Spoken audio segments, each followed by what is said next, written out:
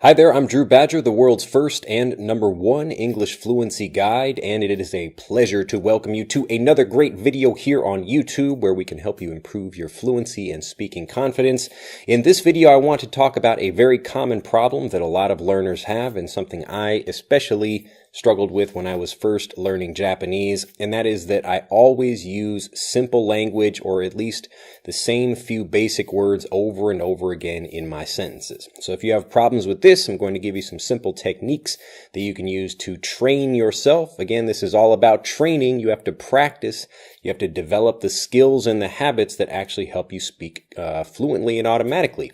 So if you're just thinking about as just kind of a big thing that I make this point over and over again in the videos, is that you're not trying to learn information. You want to develop the habits and skills that help you communicate fluently. So that's why I don't want you to just watch videos and sit back and passively listen to everything.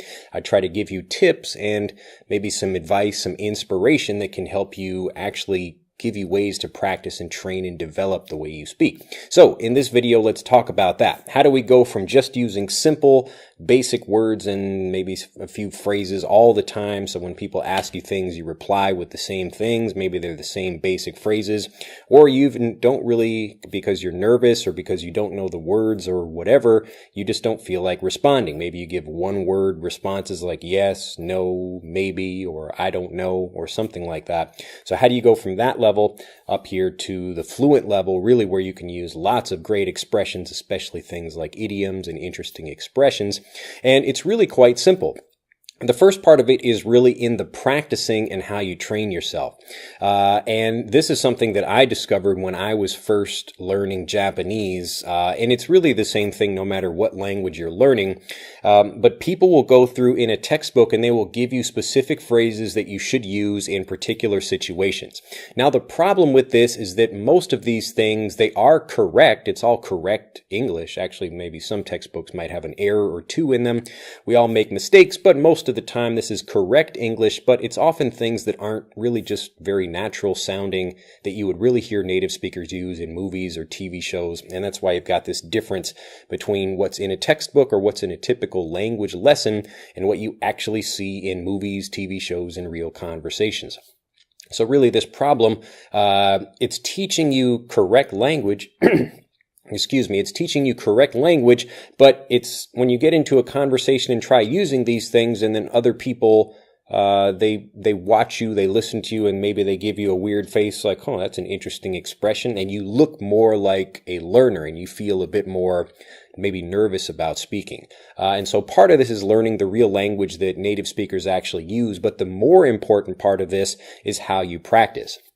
So when I was first learning Japanese and I was using these same things I found in a textbook and I felt comfortable with them, it was like, okay, I know these particular words and phrases. I don't need to think very much, and they become automatic responses. So people say, where are you from? I say, I'm from America. Or, how old are you? I'm, 20 years old or whatever. So people are asking me questions, and without thinking, I have the habit already of responding in these very basic ways. And actually, I feel a bit more nervous because at each level where you try to increase your way of speaking, you try to maybe increase the length of the words that you use or the number of words that you use. So anytime you're trying to move up to another level, it always makes you feel a little bit more uncomfortable.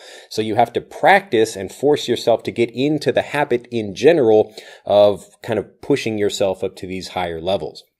So the way I started doing this is after it became mindless for me. So it's an unconscious thing without even thinking about it, an automatic thing that I would just respond with the same simple words and phrases over and over again. So whether I was asking somebody something or I was responding to a question or something in a conversation I was having. So I felt comfortable with those things.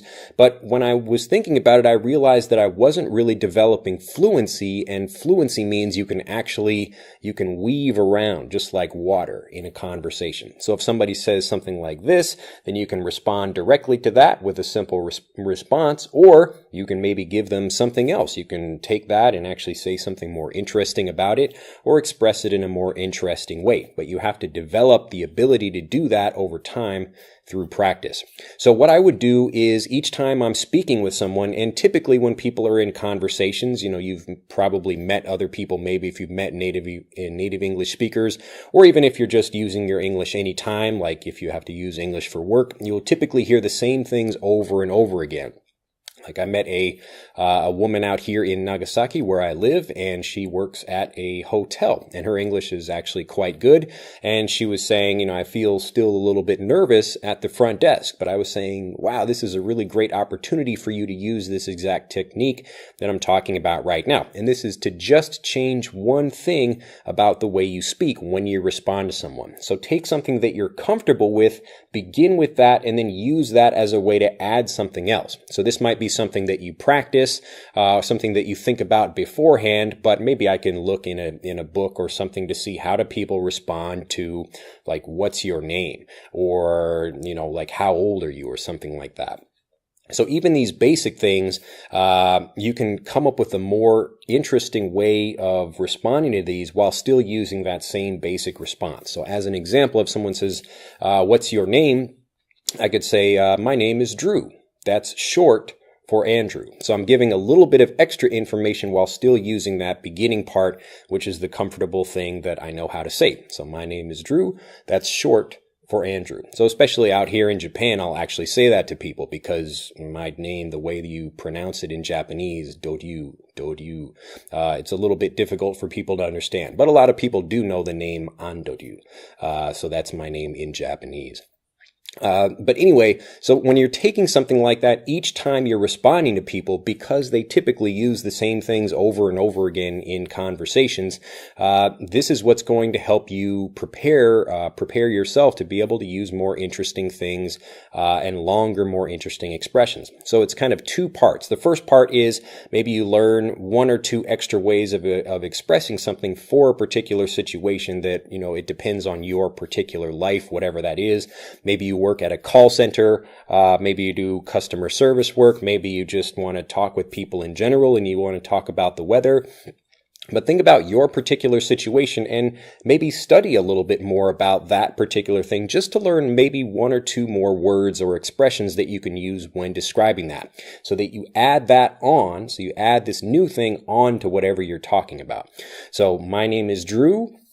That's short for Andrew. Or my name is Drew, and the meaning of that is strong. So the meaning of Andrew is strong in English. Now you might have something like that in your own language or whatever, like my name is something and that means something else. So other people have different names that mean different things. Or you could say, like my name is Drew and like I got that from my grandfather, something like that. So again, I'm just changing a typical response. I'm adding to that thing by making it longer. And when I do this, not only is it helping me practice and review vocabulary, but also it's giving me the opportunity to develop my fluency. And that's really what we're going for.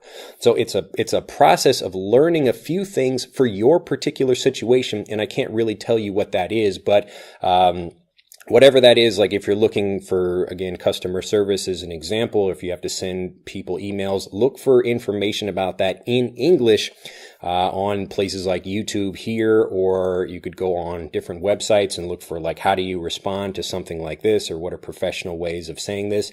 And don't try to learn a lot, just each day learn a little bit more, something else that you could add to your vocabulary. And because you're kind of practicing a little bit more, adding a little bit more, practicing a little bit more, all of this builds up over time. And as you begin to practice more, you'll really notice yourself using longer and more interesting words and phrases when you speak.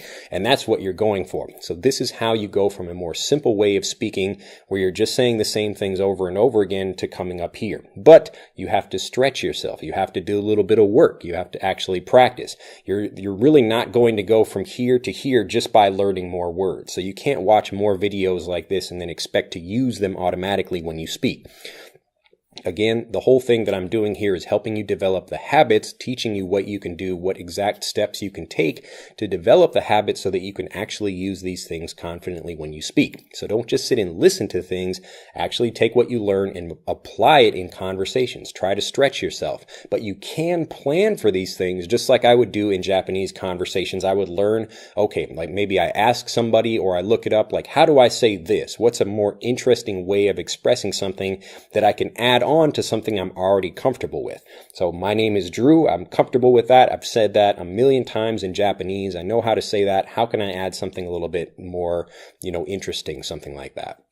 And maybe the first time you try it, maybe you don't say it exactly correctly. It's okay. Just to understand that mistakes are going to be part of the process, but that's how you learn. It's like exercising, learning an instrument, learning a sport, or learning any other skill. It takes time and you learn as you go. But if you prepare a little bit, you'll feel much more confident when you get into conversations. So try this. Try stretching your vocabulary a little bit when you get into conversations, and this will help you use much more longer and interesting things because, again, you're planning for these things before you get into the conversation. You can even practice using them just like I'm practicing right now. My name is Drew. That's short for whatever. So maybe you have a name or like that's a nickname for something. So my name is Drew. That's short for Andrew.